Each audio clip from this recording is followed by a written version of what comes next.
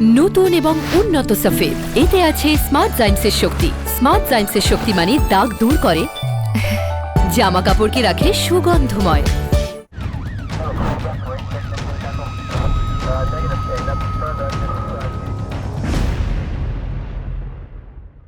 Case ডায়েরিতে আমরা বহু অতিথিকে পেয়েছি, পুলিশের জীবন কিভাবে কাটাতে হয় সমস্ত কিছু জেনেছি।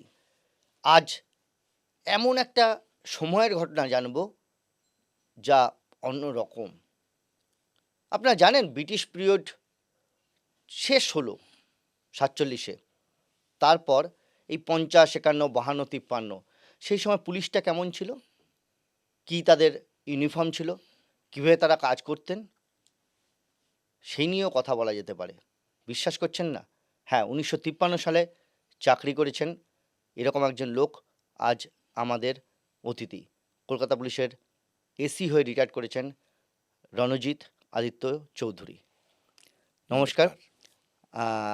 আপনার চাকরি জীবন 1953 সাল, কীভাবে চাকরিতে এলেন? তখন পুলিশের চাকরি, সেটা নিয়ে কোনো সমস্যা ছিল না? পুলিশকে দেখেছি পরাধীন ভারতবর্ষ থেকে,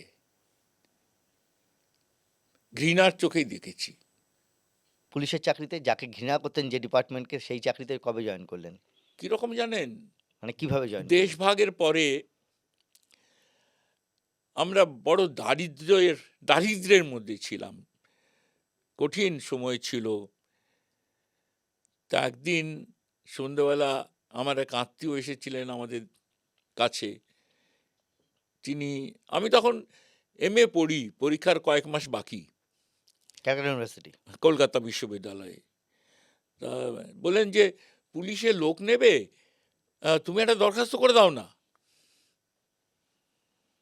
তা আমার তখন দারিদ্র্য থেকে তো পুলিশের চাকরি ভালো,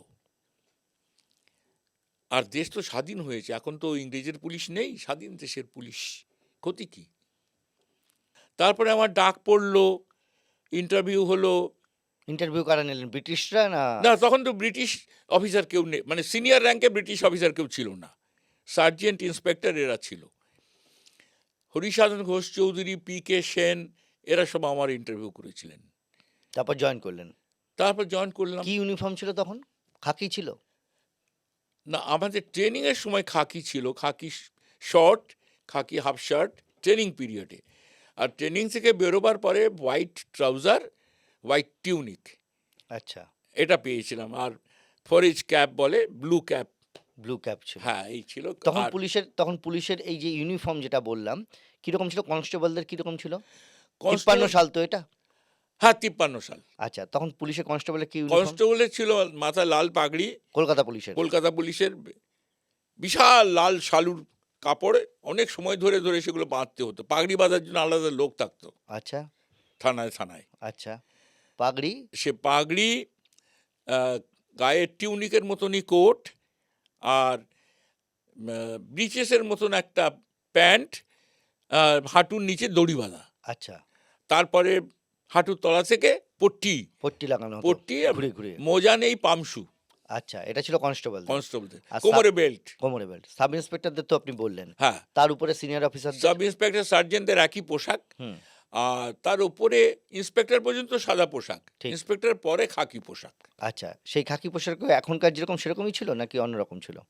খাকি তখন শার্ট ছিল, কিন্তু অফিসারদের একটা টিউনিক পরতে দেখতাম, আজকাল কাউকে দেখি না ওই রকম টিউনিক পরতে। আচ্ছা, টিউনিক ছিল। এই যে আপনি সাব ইন্সপেক্টর ডাইরেক্ট জয়েন করলেন, আপনাদের কোনো নেম বা ব্যাজ এরকম কিছু ছিল? ফ্ল্যাগ? না, আমাদের কোনো ব্যাজ, ইনসিগনিয়া কিছুই ছিল না, শুধু এখানে লেখা থাকতো দুটো আপনার স্টেইনলেস স্টিলের দুটো CP লেটার। এই সমস্ত পুলিশ অফিসারদের টুপিতে কি থাকতো? মনোগ্রাম। আচ্ছা, ফরেজ ক্যাপে ছোট একটা মনোগ্রাম, আর সাদা হেলমেট ছিল, কর্কের হেলমেটে এর এত বড় একটা মনোগ্রাম থাকতো। কি লেখা থাকতো? Calcutta police force. আচ্ছা, আর কিছু লেখা থাকতো না? কতগুলো থানা ছিল সেই আমলে? যতদূর মনে পড়ে 28টা থানা।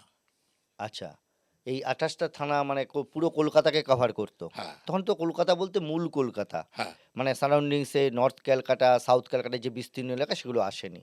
না ডিভিশন কি কি ছিল মনে আছে? ডিভিশন প্রথম ছিল ডিস্ট্রিক্ট। আচ্ছা, কলকাতায় ডিস্ট্রিক্ট ছিল। ডিস্ট্রিক্টই বলতো, আচ্ছা, south district, north district, central district, এই তিনটে ডিস্ট্রিক্ট ছিল। আচ্ছা, আর ডিপার্টমেন্ট ছিল detective department, special branch department, enforcement branch department, arm police. Arm পুলিশের 5টা ব্যাটালিয়ন ছিল। আচ্ছা। এদের তখনকার দিনে এই যে আপনারা ব্যবহার করতেন আর্মস কি ধরনের ব্যবহার করতেন? আমরা ট্রেনিংয়ের সময় মাস্কেট, রিভলভার, ব্রেন অথবা স্টেন গান ফায়ারিং প্র্যাকটিস করেছি ট্রেনিংয়ের সময়। ট্রেনিং থেকে বেরিয়ে sub inspector, sergeant and above র্যাঙ্কে পার্ট অফ ইউনিফর্ম হিসেবে রিভলভার আমরা পেতাম। রিভলভার সাধারণত ডিউটি যাওয়ার সময় আমরা আলমারি থেকে ড্র করতাম লালবাজারে। আর অন্য ডিপার্টমেন্টে যেমন ডিটেকটিভ ডিপার্টমেন্ট বা স্পেশাল ব্রাঞ্চ, এসব জায়গাতে অফিসারদের নামে পার্মানেন্টলি অ্যালট করা থাকতো রিভলভার। আচ্ছা, সেগুলো তাদেরকে ডেইলি জমা করতে হতো। জমা করতে হতো না, তারা সেগুলো নিয়ে বাড়ি যেতে পারতো, থাকতো তাদের কাছে। কিন্তু আমরা যারা ধরুন কন্ট্রোল রুমে ডিউটি পড়েছে আমার, তখন কন্ট্রোল রুমে ডিউটি হলে আমরা শুধু খালি হোলস্টার, বেল্ট এগুলো নিয়ে গেছি ডিউটিতে। যখন আমাকে কমান্ড স্লিপটা দেওয়া হলো যে তুমি অমুক জায়গায় যাও, অমুক জায়গায় তোমার ডিউটি, তখন সে কমান্ড স্লিপ নিয়ে আলমারিতে গেলে ওটা দেখালে একটা ওয়েপন আমাকে দেবে, রিভলভার। ঠিক। 3-8 বোরের রিভলভার, অনেক সময় 4-5 বোরের রিভলভারও দিয়েছে, বড় বড় রিভলভার। আচ্ছা, সঙ্গে কতগুলো গুলি দেওয়া হতো? 20টা। আচ্ছা, এইগুলো নিয়ে আপনার ডিউটি শুরু। আমরা ডিউটি শুরু করি। আচ্ছা, আপনি বলছিলেন ডিভিশনের কথা, ডিস্ট্রিক্টের কথা অ্যাকচুয়ালি, এবং তারপর ডিপার্টমেন্টের কথা আপনি বলছিলেন। সেক্ষেত্রে আপনি আমাকে একটা জিনিস বলুন তো, যে এটা সেই সময় ট্রাফিক ডিপার্টমেন্ট ছিল না? ট্রাফিক ডিপার্টমেন্ট তখন শুরু হলো, যেমন আগে, এই 53 সালে শুরু হলো? হ্যাঁ, আগে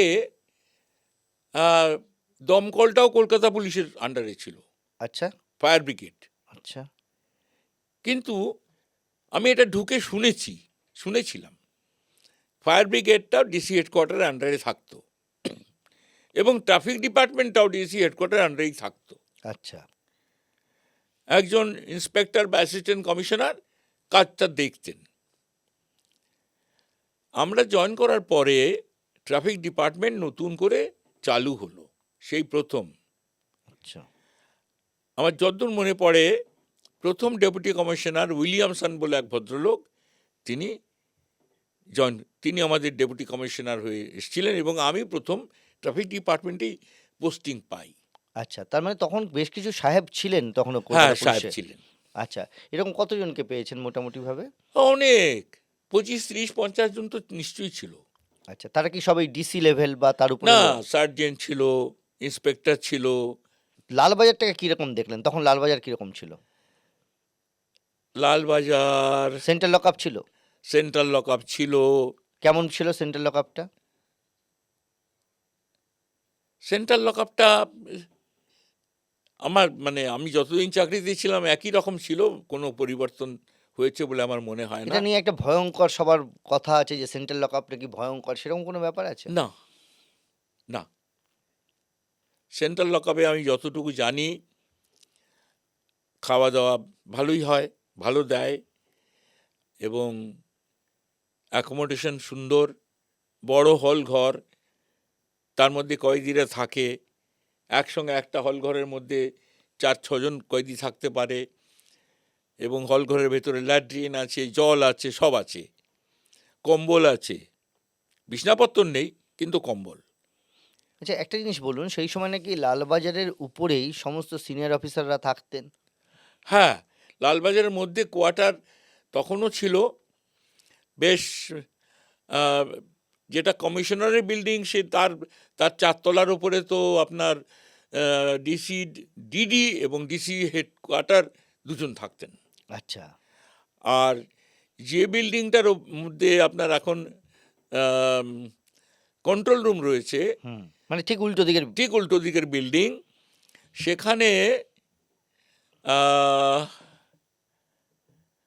আমি আগের কথা মনে নেই, কিন্তু ওইখানে একটা কোয়ার্টারে রুনু গুহনিয়োগী থাকতেন। আচ্ছা। অন্য কারোর কথা আমার মনে নেই, কিন্তু রুনু গুহনিয়োগী থাকতেন, তার কোয়ার্টারেও আমি গেছি। ওইখানে রুনু থাকতেন। রুনু গুহনিকের কথায় আসবো, তার আগে একটু জেনে নিক, এরকম যখন থানায় কাজ করছেন তখন কি কি এক্সপিরিয়েন্স একটু অন্যরকম হলো? থানায় আমার কাজটা খুব ভালো লাগতো।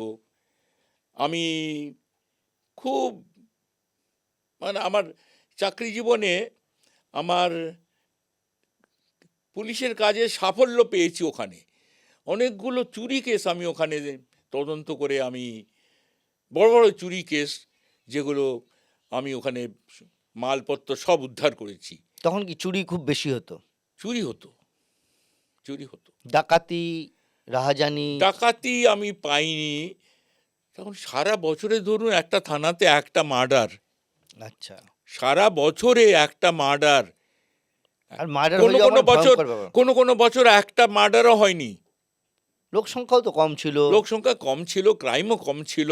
খুব স্বাভাবিকভাবে। হ্যাঁ, আমাদের যে ক্রাইম চার্টগুলো থাকতো, বোর্ডের মধ্যে লেখা থাকতো এই বছরে এতগুলো মার্ডার হয়েছে, এই বছরে এতগুলো ডাকাতি, বার্গলারি হয়েছে, সমস্ত চার্ট থাকতো।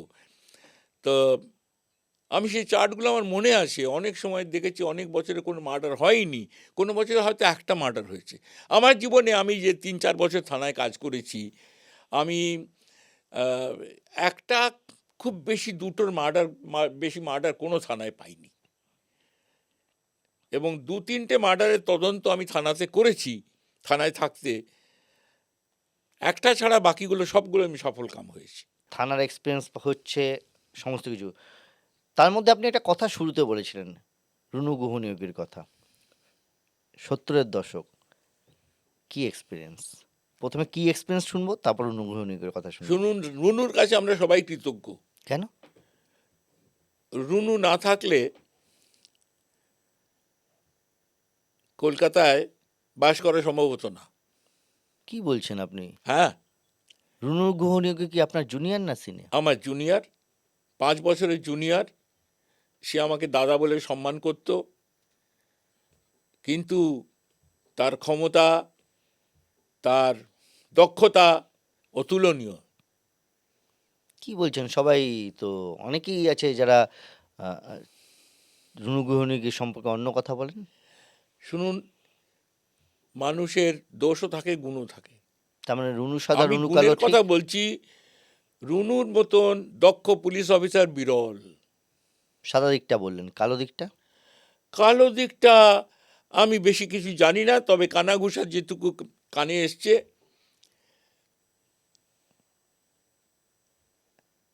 সেটা মন্দ। ভালো লাগেনি? হ্যাঁ, ভালো লাগেনি, সেটা মন্দ। সেটা কি ওই কাজ করতে গিয়ে যেটা তৈরি হয় পুলিশের মধ্যে? হ্যাঁ, যেটা অর্থলোভ, অর্থের জন্য কিছু অন্যায় কাজ করা, এরম 2-একটা ঘটনা আমার কানে এসেছে। আমি সেগুলো কখনো ক্রস চেক করিনি, কানে এসছে, শুনেছি, এই পর্যন্তই। যখন এই নকশাল আন্দোলন চলছে, 71 সালে রাজ্যে 721 জনকে মেরেছে নকশালরা, এরকম একটা হিসেব রুনু গুহনিয়োগী তার বইতে দিয়েছেন। কলকাতায় 141 জন বা এরকম সংখ্যক, এবং তার মধ্যে বলছেন সারা রাজ্যে 84 জনের মতো পুলিশ মারা গিয়েছে। হ্যাঁ, কি দেখেছেন আমার আপনারা? পরিচিত অনেক পুলিশ অফিসার মারা গেছেন, অনেক পুলিশ অফিসার মারা গেছেন, অনেক কনস্টেবল মারা গেছে। নিরীহ তারা। নিরীহ। নকশালরা তো অত্যাচারী কাউকে মারেনি। কাদেরকে মেরেছে? নিরীহ স্ট্রিট ডিউটি করছে ট্রাফিক কনস্টেবল, তাকে মেরেছে। একটা আপনার বডিগার্ডের কাজ করে, মানে বডিগার্ডও না, অর্ডারলির কাজ করে। এই চা দে, পান দে, তামাক দে, এই ফরমাস যে খাটে তাকে অর্ডারলি বলে। হুম। সে অর্ডারলি কনস্টেবল হয় সিনিয়র অফিসারদের। ওই রকম একজন অর্ডারলি কনস্টেবল, তাকে মেরে দিল। তাকে মেরে দিল। সে তো কোনো কাজেই নেই। কি করেছেন? তারা এনকাউন্টারে মারা গেছে। Genuine encounter. Genuine encounter. এই বয়সে এসে আর কিছু বলবেন না? না, এ বিষয়ে আমি আর কিছু বলবো না। ওটা গোপন কথা, গোপন থাকাই ভালো। রাইট অ্যান্ড রং যাই হোক না কেন, রাইট অর রং যাই হোক, তো ওরাও তো রাইট আর রং বিচার করেনি। ওরাও বিচার করেনি, পুলিশও বিচার করেনি। তুমি এই করেছো, you have no right to exist. আফসোস নেই তো কোনো? না, আফসোস নেই। আফসোস নেই, আবার আফসোস হয় বাঁচালে বাঁচাতে পারতাম। ওই বয়সে ওই বয়সে হয় ওই জানেন? ভাবনা আসছে? কি হয় জানেন, প্রতিহিংসা আমাকে মারবে, প্রতিহিংসার এবং ক্রোধ মানুষ গ্রাস করে ফেলে, শুভবুদ্ধি নষ্ট হয়ে যায়। আমাদের অনেক ক্ষেত্রেই এরম ঘটনা ঘটেছে, কিন্তু কি করব? অ্যাজ এ হিউম্যান বিইং আমি তো ইনকেপেবল। আমার ইমোশন আমাকে যদি গ্রাস করে ফেলে, ভালো হোক মন্দ হোক, I become powerless. I become captive. আমাকে যে খুন করতে আসছে, আমার ইনস্টিংক্ট তাকে বলবে মারো মারো মারো। I am instinct driven. I become an animal. How can I help myself? I become an animal. Deprived of humanity, I become an animal. And আমার animal instinct, life instinct is animal instinct, সেটা যখন আমার মধ্যে জেগে উঠছে, আমার ভালো মন্দ কোনো জ্ঞান নেই, আমাকে মারতে এসছে, আমি মারবো, নইলে আমি মরবো, তা মরার আগে মারবো। এই যে অন্য ভাবনা, এই ভাবনা তো অনেক বেশি বয়সে এসে হচ্ছে। সেই সময় তো এত কিছু ভাবনা ছিল না। না, সেই সময় ভাবনা সেসব ছিল না। এখনকার ভাবনা তো অন্য ভাবনা। অপরাধীদের তুলে নিয়ে এসে মারধর করা হতো তখন লালবাজারে? বিনা কারণে মারধর করা হতো না। কোথায় চোরাই মাল দেখেছিস বল? যেই বললো ছেড়ে দিলাম, না বললে? না বললে দু চার ঘা দেবো। মাত্র দু চার খা? হ্যাঁ, দু চার ঘাই, সেই দু চার ঘাই যথেষ্ট। বিরাট নাকি ওখানে 3rd ডিগ্রির ব্যবস্থা ছিল, বস্তার মধ্যে ঢুকিয়ে। না, বস্তা টস্তা কিছু না, ওসব গল্প কথা? ওসব গল্প কথা। কি হতো তাহলে? আমরা বস্তা টস্তা বেঁধে মারিনি তো। মারার কাজটা যদি মারতে হয় কাউকে, হুম। আমি নিজের হাতে মারবো, মেজার, আচ্ছা। যাতে চোট না লাগে, কোথাও দাগ না পড়ে। কারণ কোর্টে প্রোডাকশন দিলে সমস্যা হবে। হ্যাঁ, নিশ্চয়ই বিপদ হবে, কিন্তু আমি যদি লাঠিটা অন্য কাউকে দিয়ে বলি মার, সে তো মেরেই ফেলবে, এলোপাতাড়ি মারবে। সে তো যেখানে ইচ্ছে মারবে। এই রুনুবাবুর বইতে লেখা আছে নাকি আতিথেয়তা করা হতো লালবাজারে। সে আতিথেয়তাটা কি? এটাই হয়তো আতিথেয়তা। আদর করে ভালোবেসে।